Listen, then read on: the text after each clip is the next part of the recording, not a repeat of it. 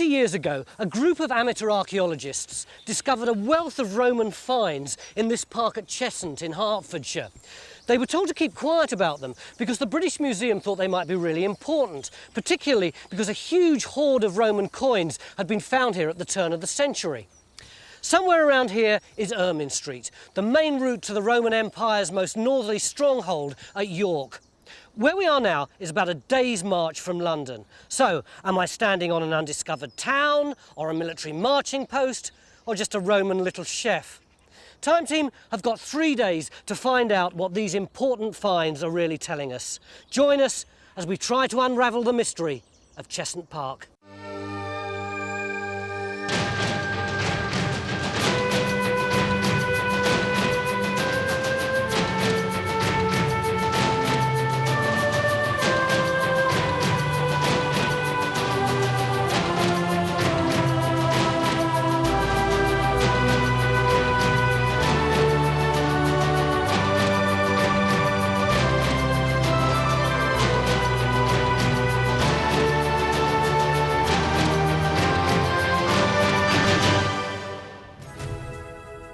Cheshunt Park is set on a hill overlooking the Chilterns and the Lee Valley, just 20 miles from London.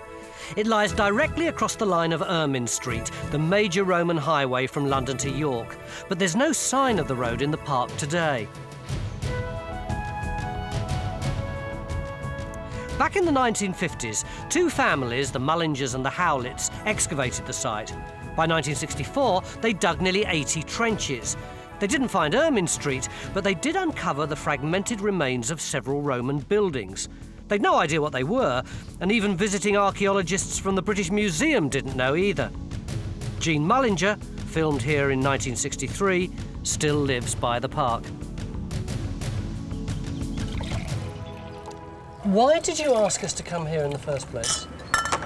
Well, we thought that this had been hidden long enough, really. You know, we wanted something done about it. Why hadn't anyone ever done anything about it before? Nobody was bothered, nobody was interested. And my husband's dead, so there was just myself left to say something. So I thought I would. Well, we're certainly very interested, aren't we? We've been fighting for the park for a long while, and decided to see what they could do about this. Why did your husband decide to dig here in the first place? It was always a thing he had about Romans, ever since being a boy. So he just thought there was something here? He just felt there was something there all the time. And he took it from a military side, and he said they always went to the top of the hill. It was probably the first day's march from London anyway. Yeah. How did he work that out? Well, he walked it himself from the manor house once in the wartime. From a manor house in London, all the way here? Yes. There wasn't any transport. Not down here. But these weren't his grounds, were they? Oh, no. No, they belonged to the Debenham family. And Miss Debenham, she freely gave consent. In fact, she came and helped. Phyllis Debenham's home, Cheshunt Park House, was demolished after she died, and the local council bought the park. She features in a fascinating diary of the whole excavation. There's also a very detailed plan, so detailed that it's almost impossible to follow. They dug their trenches in a box grid, and the drawing looks almost like a child's board game. The first thing we've got to do is to see how this grid relates to the meadow.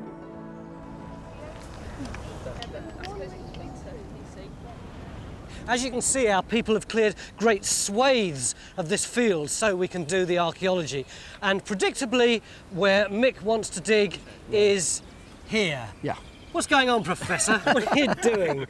Well, there were excavations here 40 years ago, which Jen's been looking at, and it looks as if we've got to go back over there, doesn't it, Jen, to get some of the remains? Yeah, I think it's taken an awful long time to go through the archive, but now we've got the documentation and we're here on the ground. We know that some of the archaeology is under there. So this means that our people are going to be sitting around in the sun for hours waiting for all this lot to get cleared. That is just the point, Tony. It won't be for hours. I'm advocating getting a big machine in there to strip that out, not one of these little strimmer jobs.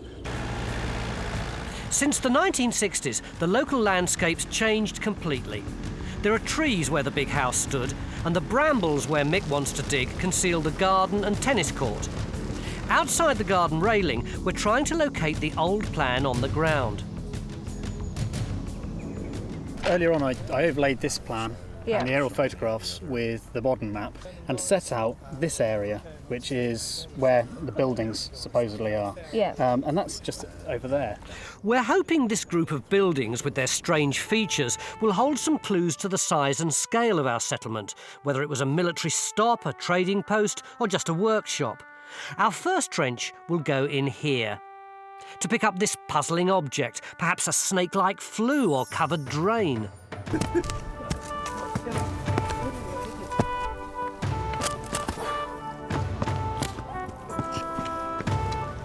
God, stone of crows, Jan. This is like concrete. In the 60s, they didn't have geophysics. We have. And John's got a completely new view of the meadow from the tests first thing this morning. That's the iron railing along the edge of the field. Yeah. But then we've got all this noise here and a possible enclosure ditch. Right, so this is occupation in here? Yeah, look at the XY plots. Okay, I yes. mean, such a contrast between here and out into the It's field. very quiet out there, isn't it? I mean, it looks as though that could be a building. Yeah. And when you look at the res, Oh, crikey. I mean, the high resistance in black, So that's showing wall that's foundations. Walls and so on, yeah. So it looks as if we've got a sort of round-ended structure there, doesn't it? And that's where the ditch appears to cut through it. So the obvious thing is to dig there, isn't it? Can you drop us on that? Well, I've already done it. Oh, we're there, right. So John's trench will go in here, just a few yards from our first trench where Phil started digging. Now that we've got the digger in trench 1, we should have the old backfill out by mid-afternoon. We think that the best way of understanding this site will be to find out how the buildings relate to the road. Are they earlier or later? Did they run alongside or were they built further back? So our next task has to be to find the lost Roman road. To the north of our site, Ermine Street cuts a clear line through the Hertfordshire landscape. Coming past the site here, Stu. Yeah. But looking at Cheshunt Park from the south, you can't see the road at all. Something after the Roman period happens to that bit of landscape where that road no longer has any importance. Right. We do have some records of a medieval park here at Cheshunt. Right, so And- they've dropped a park and crossed the Roman road alignment Yeah. and presumably made people go round it. That's exactly what seems to happen Right. even now. Yeah. There's almost like a perimeter road goes Yeah. around the edge of the park. Yeah, so we ought to see it coming out the other side then, haven't we? Indeed, and with a bit of luck, Yeah. we might see it coming through the park as a crop mark or a parch mark. It's very dry at the moment. It's ideal conditions for parch marks. Yeah. But actually, look, in that field further to the east, and it's through it took the off. cropped field. Oh, Can you yes. see that line going across it? Yeah, there's a white line across. That isn't looks there? like a parched out road, doesn't it? Right, yeah. That's really exciting to That's- see it. yeah. It just bangs straight on the line of that road, Absolutely isn't it? clear, I mean, it is, yeah. That's one thing I think I've got to have a trench across that. So Stuart might have our first new lead. Our incident room's in the local primary school. Carenza and Guy have met up with Ros Niblet, a Roman specialist from St Albans. The finds from the earlier dig suggest that something rather important was going on here. Well, they're pretty tantalising, actually. We've got a complete roof tile here. That's incredible. The question is, does that come from a building, or are they making roof tiles here and perhaps using them in a different context? We've also got this rather unusual piece of pottery, which looks to me very much as if it's a waster. You see that distortion in the rim? Now, that means they might be manufacturing pottery here. What do you think, Ros? Well, it's certainly warped, but there's this concretion on it which seems to be slag, which suggests to me it's been used for some other industrial process. So what do we think generally is going on here then? Very good question, but we have got a clue in the name, because Cheshunt seems to contain two ancient components, doesn't it? That's right, and that makes it very unusual in Herts. The name's derived from two Latin words, ches from castra, meaning defended place or camp, and hunt from the Latin funta, well or spring. It's mid-afternoon on one of the hottest days of the year, but surprisingly, just a foot down, the ground's very wet. Sure sign of local springs. Ah! Jan? Come and have a look at this. Oh, damn, look at that. It's that drain. It's the top of that drain, look. What's that in the bottom? They're big Well, tiles. That's these big square tiles. I mean, in fact, I got in my pocket here. We ought to be able to pick these up. We got 20... So Phil thinks this is a drain, but is it? And is it Roman? This one here, this middle one, is a chimney. Grab hold of that. So now we know exactly where we are, and the old plan's very accurate. In Trench 2, where we're looking for John's ditch, there's nothing so far but natural gravel. A few hundred yards away in the lower field, Mick and Stuart are chasing the parch mark they saw from the air. Is this the field where you thought we might get a Roman road? Because quite frankly, I don't see much evidence of it. You've just walked straight across it. What do you mean? This lump behind That you. earthwork behind you, Tony. When we were in the helicopter, Yeah. we saw this parch mark coming straight through this field. Yeah. And when you get down to this end, can you see this broad ridge starts here, comes up over and back down here. Stuart, there's about a 2-inch difference in levels. You wouldn't find anything different in any field in England. No, this is classically what you'd expect for the agra of a Roman road. The what of a Roman road? It's the metal in the line of the Roman road itself. You have to say, though, that you'd seen this earthwork before we went up, and then to find the crop mark as well was brilliant, wasn't Fantastic. it? Yeah, I mean, all the evidence seems to come together there. I mean, if you don't believe it, Tony, while we were at lunch, John ran his res over. Then you want to see what he's got as well. Believe that? Oh, that's fantastic. Black and white and colour. It's not a dual carriageway. And with this man, he's got the evidence. Right. So that's 3 different kinds of evidence now. We've got the earthwork, and we've got the crop marks, and the geophysics. Yeah, to have 3 pieces of evidence all point to it is brilliant, really. So we're going to put a trench across here now, hoping we can hit what should be a big stone bank underneath. Excellent. It's good. How big's the trench here?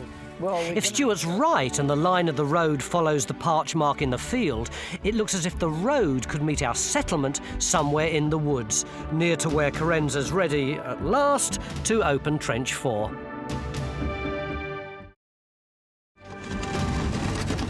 It's impossible to do any geophysics here, so we've got no idea what we might find. We know there'd been a tennis court somewhere near here, but maybe no Roman archaeologists survived.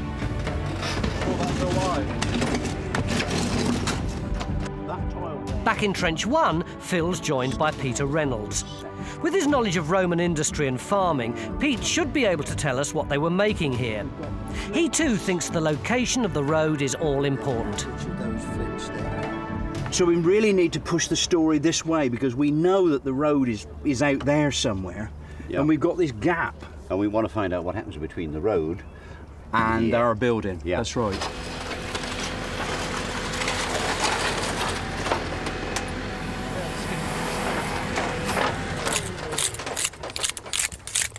Katie, how are you getting on? Oh, it's just starting to look really good. You see this cobbly Oh, surface crikey, here? yeah, look at that lot. Oh, that's good, isn't it? Well, that must be it, mustn't it? This must be the surface of the road. And then just over here, you see this patch here?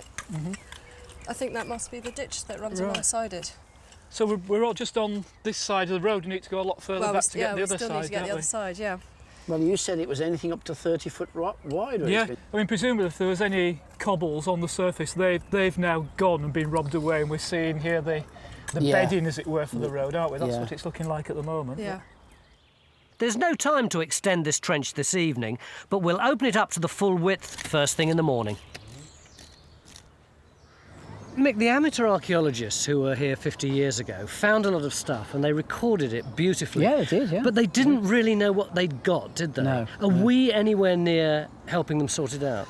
I think we probably are, because of finding the road down the bottom end there. We've now got it in the trench, and we could see from the helicopter the alignment of it coming up the field across there. So what does that imply for our archaeology? What it means is that they thought the Roman road was that side, and therefore their excavations related to over there.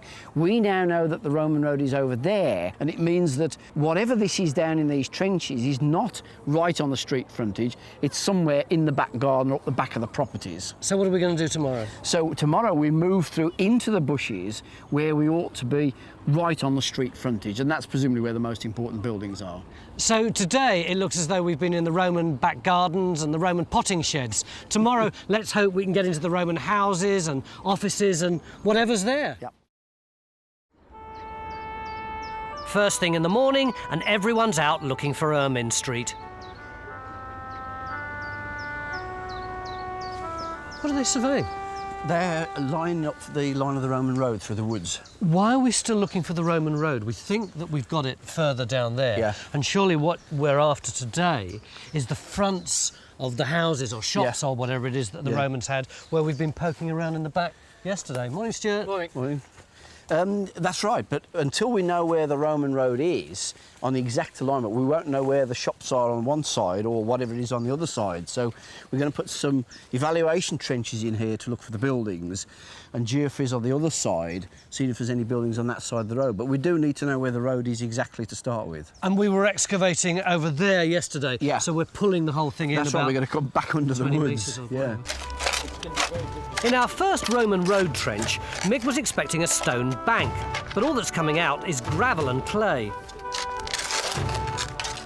Harvey Sheldon, a Roman specialist from London's just arrived, and to confuse matters even more, he thinks we're digging in the wrong place.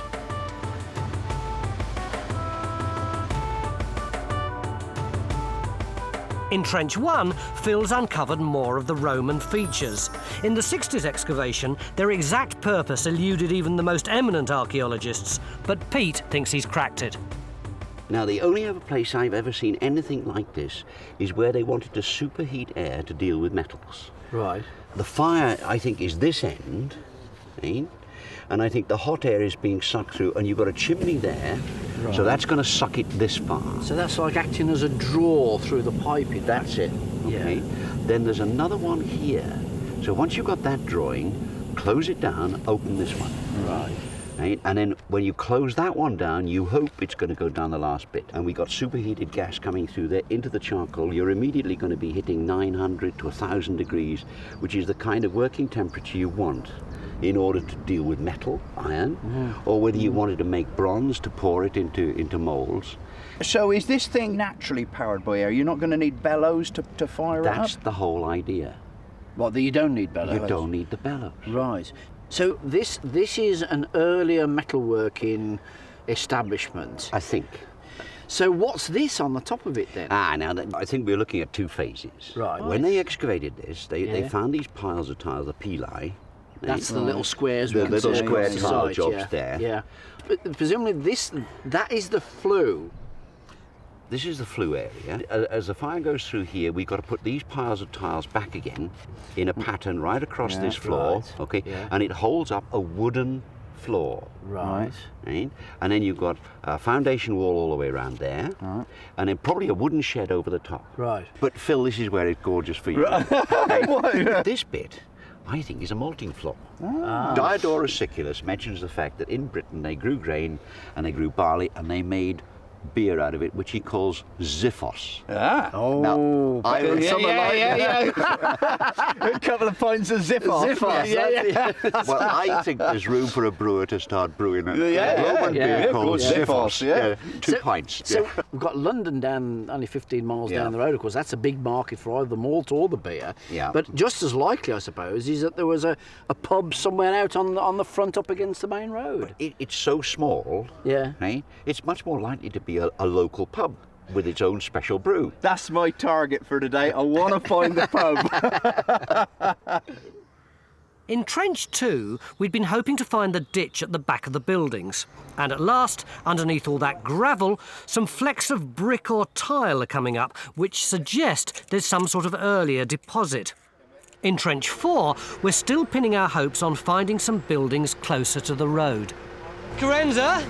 Hi there. How are we getting on? I can see that this is different colours, so presumably that's not natural.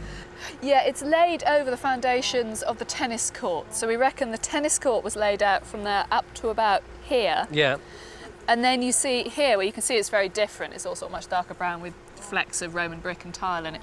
We think that's undisturbed archaeology, but it's an absolute nightmare to dig through at the moment. Why is that? It's incredibly hard. The trees here sort of suck all the moisture out of the soil, and it's like digging through concrete virtually.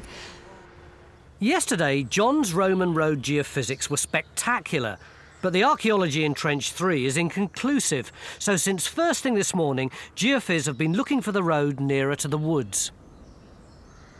We think it comes through the Land Rover. Yeah. And in this general direction. Yeah. So we're stood here now. I can't see that very well, John. Can we get it in the shadow or somewhere yeah. too? Well, let's go back and get it under the tree. Oh, that's a lot better. That's a lot better. that is. Yeah, that's a lot better. So we're expecting the road to come somewhere on this line. So you think that red is it, do you? Well, it's possible. It's confusing that it appears to stop. So where are we actually going to put the trench? Well, I think across this line here. It won't take long to get a trench in, and if this one comes up with the firm evidence we need, we'll know how close the road runs to our settlement.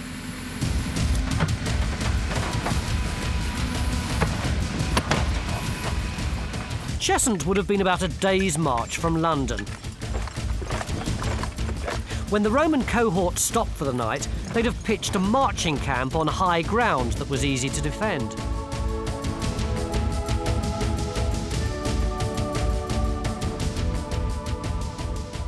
Friends, Romans, countrymen, I've gathered you here today because we're going to conduct a scientific experiment. We're going to see if surveying techniques have improved in the 2,000 years since the Roman occupation.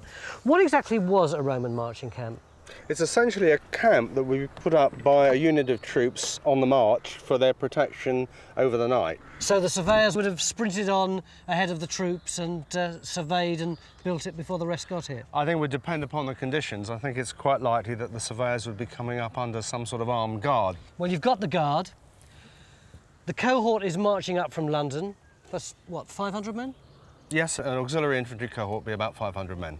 They're going to stay here the night, so you've got to lay out the marching camp for them. You see this road here? That's going to be this road here.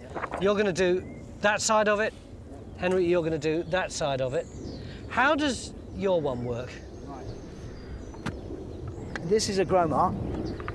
Right, that goes on top of there. That's across, it's called a stela. Right, it's a line of sight instrument using strings. You've got 5 strings hanging down with weights on the end, so they all act as plumb lines, so they're all vertical. We can line this up down the centre of our road. By sight? By sight.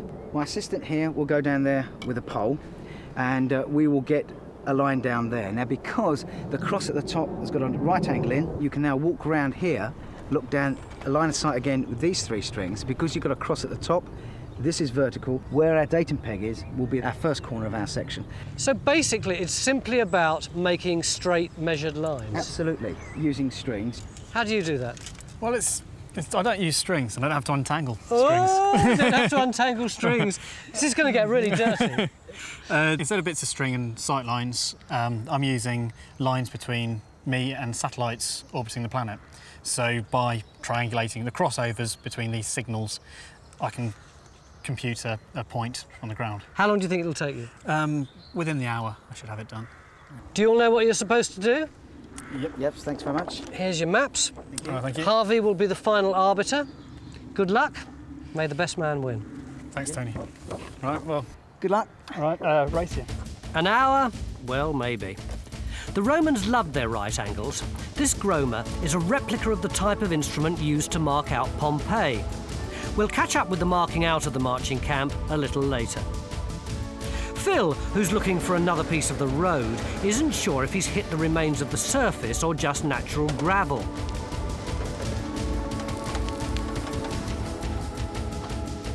Jenny's opening a new trench to look for more buildings between the road and our brewery in Trench 1. In Trench 4, there are plenty of finds, but no foundations. And I wonder if we haven't got a fire here, because here's a roof tile. That's the way it goes up. If you look underneath, all that conspicuous burnt carbon, do you see? Yes, yeah. So what we might have is a building going on fire, the roof collapses, and that settles down on top of one of the burning rafters, which of course is completely burnt away, just leaving that carbonised residue underneath. So other buildings surrounded the brewery, even if they burnt down.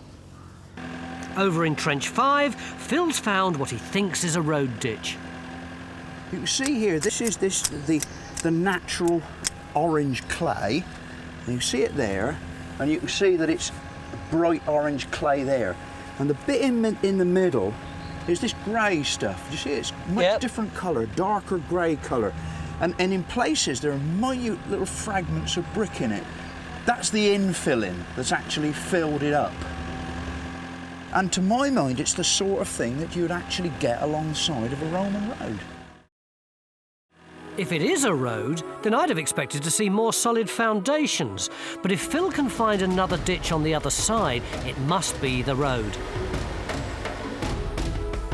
On the other side of the hill, millions of pounds worth of technology are up against pieces of string.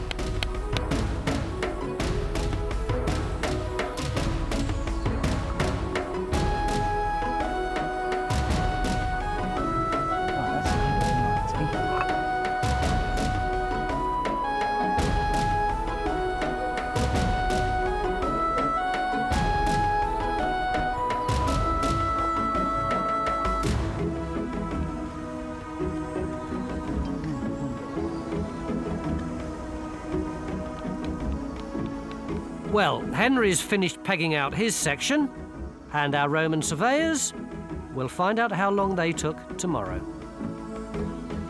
Archaeologists, academics, surveyors, will you have a look at this? This is what the children at the local school have just shown me. What is this? A road. And what uniforms are these people wearing?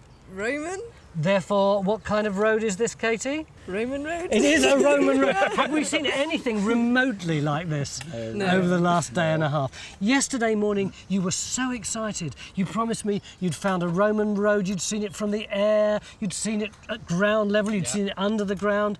Where is it? All we've got is a desultory piece of gravel. Oh, goodness, Tony, we still got it. All the evidence you've just articulated, it's all still there. It's telling us a big Roman road came up through here, and I think what we're seeing is a ghost of where it was. It was never ever going to be like that with nice big cobbles on top of it, was it? I'm just still not convinced though, because the gravel that we've got is actually sitting in what looks like to be ditches. It's not.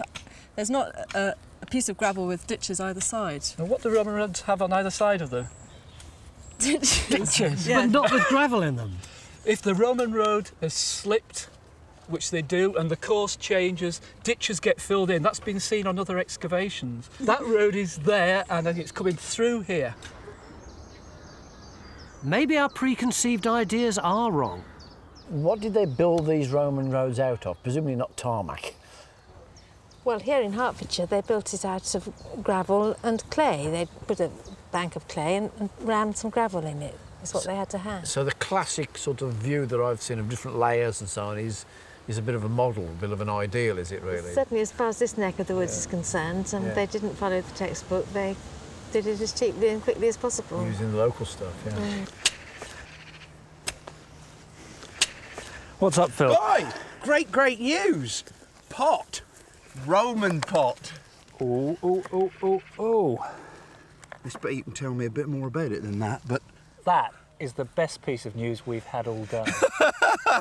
We've been talking about Roman roads. We've been speculating about Roman roads. This means it is a Roman road. Absolutely. This is 4th century pottery. So it is a complicating factor, because that means it's looking like a later road. And we've got other road surfaces around, so this isn't quite what we expected. But you know, I don't really give a damn how old it is. I'm just so overjoyed to get any pot brilliant. at all. In Trench 2, I thought we were looking for signs of a ditch at the back of the buildings. Now, all of a sudden, an almost complete pot's coming up. So what do you think it is? Well, I think it's one of these, black burnished kitchenware Storage jar. pot. Made right the way down the southwest in Dorset. Right. So what on earth is it doing here? Yeah. Well, one of the answers is it's sold in vast quantities to the military right the way up in the north. Right. As well. Which makes me think that this Tom was right, this was military stop. Well, it's quite possible, but I mean, it does give us a date, because it's a 4th century jar. It's 4th century time. What's it in there? Is it a ditch or a pit or something? think it's been thrown away, discarded as a piece of rubbish into what looks like some sort of pit or trench, yes, and then it's just been filled in over. Right. Do you use that kind of earthenware for cooking? After you've had a few meals out of it, it's going to become contaminated with the foodstuffs. It's not glazed, so it's completely useless. So they just chuck it away. It's a totally different set of values. We think that's something nice. We put it on the shelf and look after it. But no, for them it's a universal container. Bung it away, get another one. Is she coming out?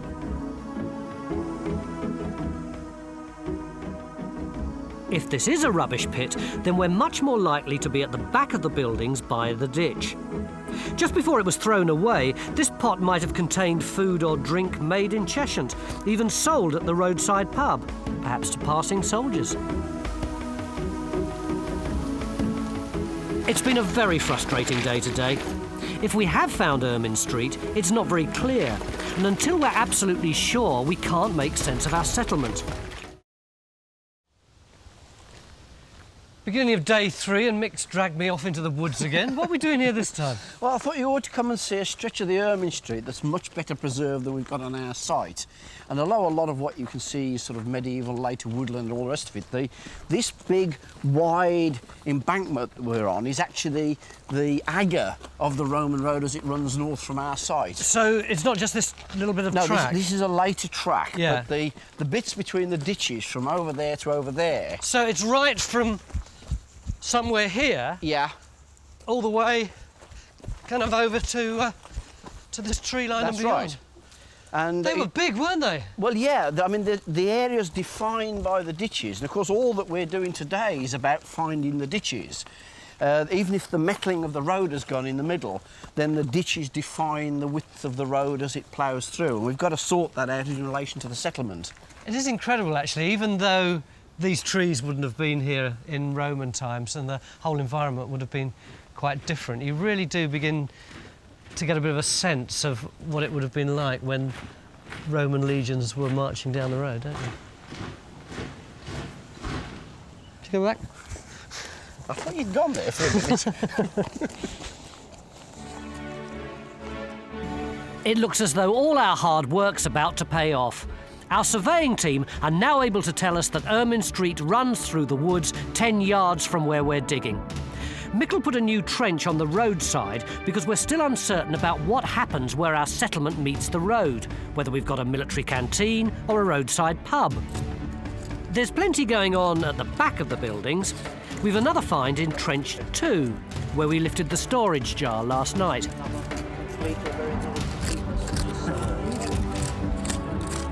Seems to be a black burnished dog dish type, but of course they weren't used for dogs. It just looks like a modern dog dish. A bit like a large cereal bowl.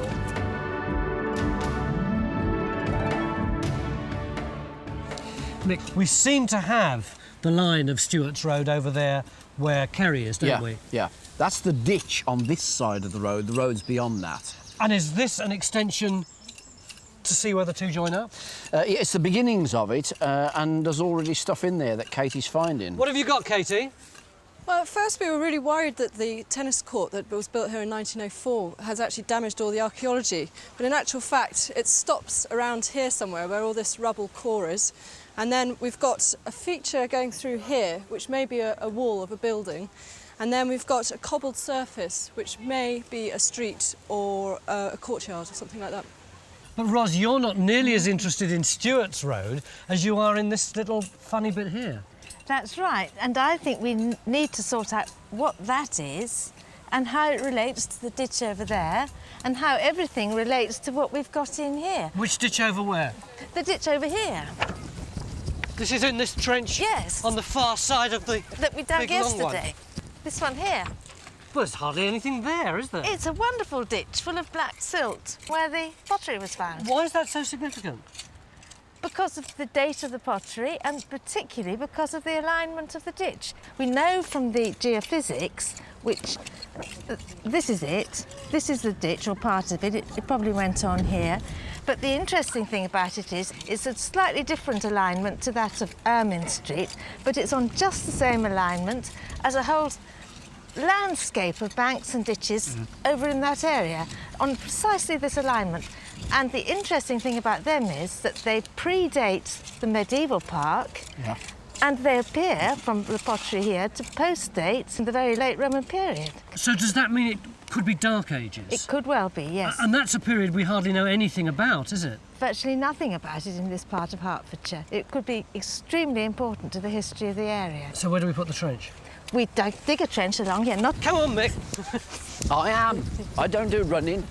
Just where? Just about here. You with us, Mick? Yeah. Now, you want to dig a pretty big trench over here. Not that huge, but going through there. Quite big. Yeah. Yeah. Ros wants to dig a trench just here. Yeah. Have we got time to do both of them in the few Well, hours? I don't know really. I think it depends what Ros is thinking of here. I mean, I'm thinking of a small trench coming out here. well, I mean, would you do this with a machine? Carefully, yes. Well, in which case we probably could, yeah. I mean, I think that's very important in there. We need to concentrate on that area. You don't want to dig this other one, do you? I'm interested in these alignments. I think they're probably later, but, you know, yeah, I mean, if it's small and we... You're such a diplomat. I know your body language. He's not convinced at all. We'll dig it, all right? All right? Yeah. Screw his neck sometimes, don't we? So if Ros is right, this settlement could have been in use into Saxon times, although Pete thinks they'd have had to survive without the brewery. We've got the flue in position so that the hot air comes from the fire, goes under the floor, and then comes up through the three positions in the side walls and the back wall, fills the whole of the interior with hot air. And you can regulate that between about 5 to 10, 15 degrees, right the way through to 100 degrees, to malt the barley. And then you've got the wooden floor over the top. Because when this blew, they got the temperatures wrong. And they burnt the whole thing down. Because when they excavated, the whole of that timber superstructure fell into the middle. Ouch. Yeah. Does that happen often? Well, it seems to be a regular occurrence when they were making beer. Never a dull moment alongside Ermine Street.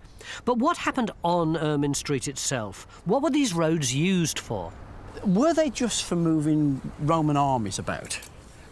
A lot of the movement would be of troops, I'm sure, but yeah. Essentially it's the movement of communications which is important too. Right, is that this Roman imperial post I keep hearing about? Yes, it is, yeah. And that would be serviced by a range of stations along the roads at frequent intervals. And what sort of speed could they move messages and information? I mean, if you've got somebody in Rome and he's trying to send a message to somebody in York, you know, is that going to take months to do that? Well, there are one or two literary references which survive from the empire, which do show that at times of crisis, information can travel at, well, more than 100 miles a day. I mean, presumably, Crikey, that's well, we must be dealing with relays, I should think, well, yeah, passing information on.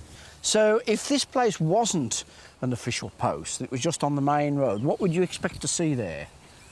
I personally believe that most of the places along the main roads have actually got an official nucleus to them. And if you've got Roman soldiers or Roman officials of any other sort, you'd expect to see the sort of buildings and the sort of amenities that they would be used to in their forts and fortresses. So we're talking about pubs and brothels and places like that at the very least by the sound of it. Well, I think we would, you know, if soldiers are getting money, there'll be people there who will be providing goods and services of various sorts. For the later period,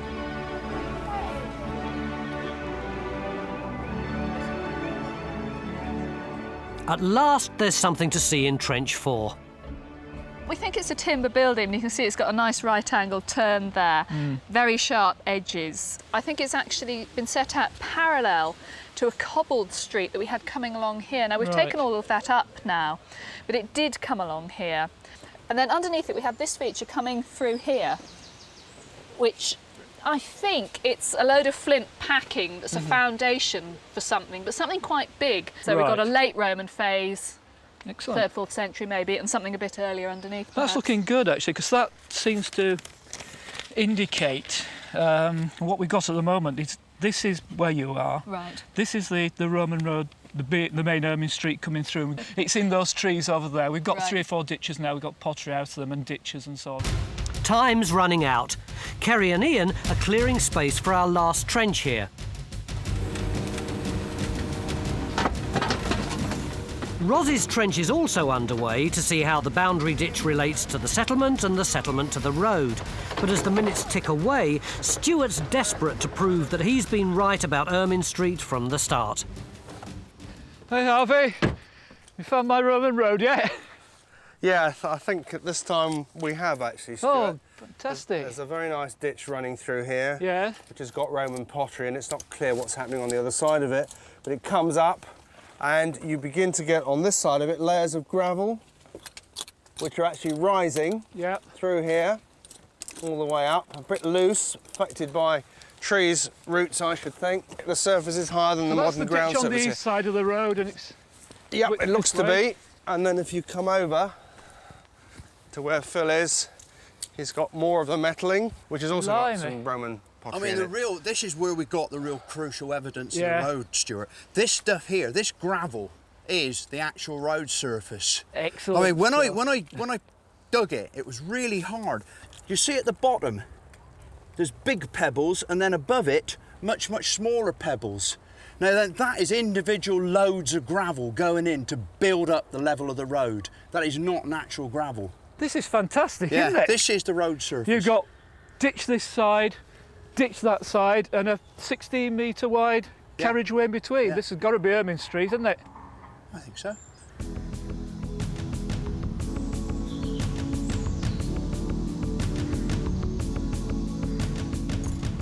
Yesterday, we asked our surveyors to set out a Roman marching camp, pitting pieces of string against satellite technology.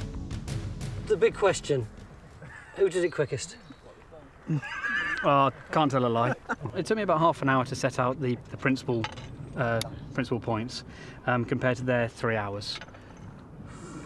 3 hours? The Roman soldiers would have been dead by the time they got here. They started digging as soon as we put a line in, you know, because they wanted to get it all done. How difficult was it? We couldn't beat them for speed, so we tried for the accuracy angle. How accurate were the angles? Well, I went back afterwards and surveyed in their points to look at how close they were to a nice 90-degree angle, and on every case it was within a degree or so it was all right. Well, you're patting yourselves on the backs, but if I look down there, I see a little dog's leg at the end. Well, it's not as much of a dog's leg as we thought there might be. Because we was using string to measure, I've got marked string, it's waxed against shrinkage, but of course over that distance, which I've never done before, we was obviously pulling the string. It's stretching, and therefore we nearly caught up with him coming down the hill. I've never heard such a list of shabby, one, obscure excuses in the whole of my life.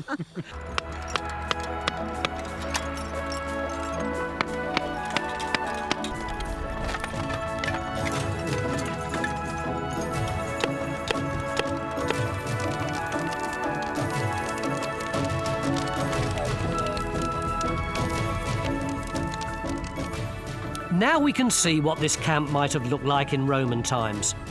On arrival, the auxiliary would have thrown up a defensive ditch and rampart about 1 metre high. This would take about 2 hours, after which they'd pitch their tents. If they were under attack, half would dig and half would defend. Each tent could sleep 8 soldiers, with 2 on guard outside. The centurions, or officers, had their own separate tents at the end of the rows. The auxiliary would go to bed at dusk and get up at dawn, before taking down the whole camp and marching off to the next post.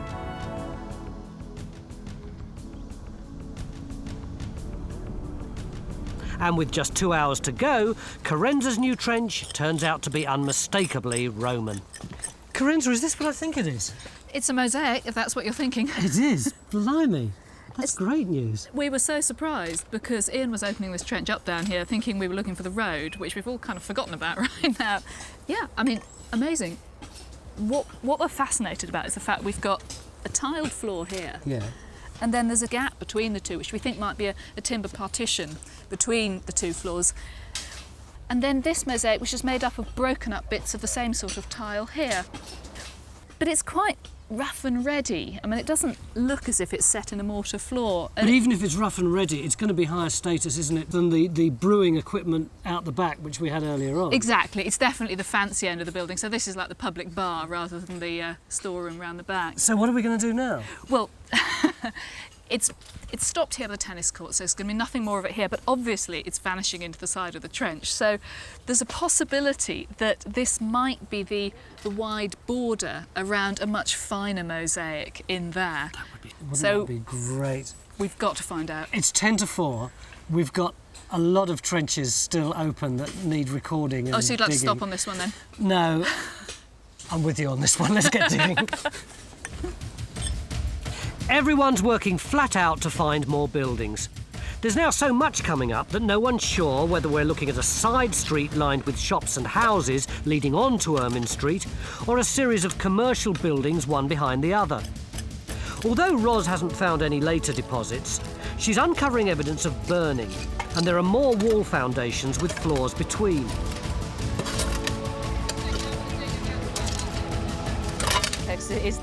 Victor's already made up his mind what the street frontage looks like.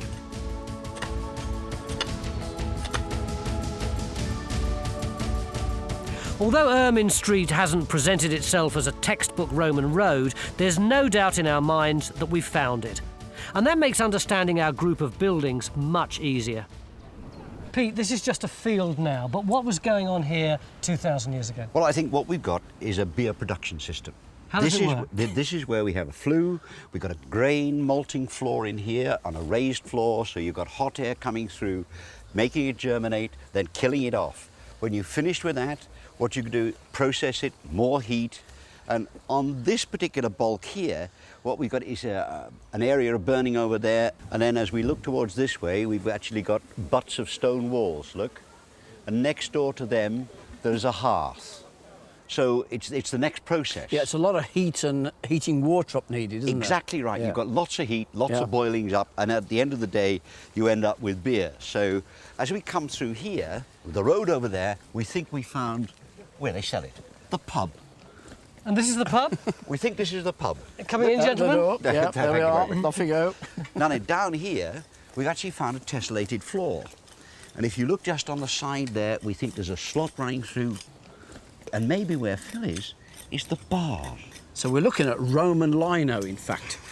Phil, you're in your element. You're where you've always wanted to be. You're right in the middle of a pub. Well, of course I am, Tony. It wouldn't be me, would it, if I hadn't got something to drink off it too? Oh, thank you. That's right. Jean, when you were here 40-odd years ago, you found 2 pieces of tesseract, Yes, we didn't did. you? Yes. And so you left the floor for us. Yes, yes. I hope you think that the archaeology that we've done is up to your standard. Better, much better. And I think you've done a marvellous job. I wouldn't have missed this day for anything. Cheers, my dear. Thanks. Cheers.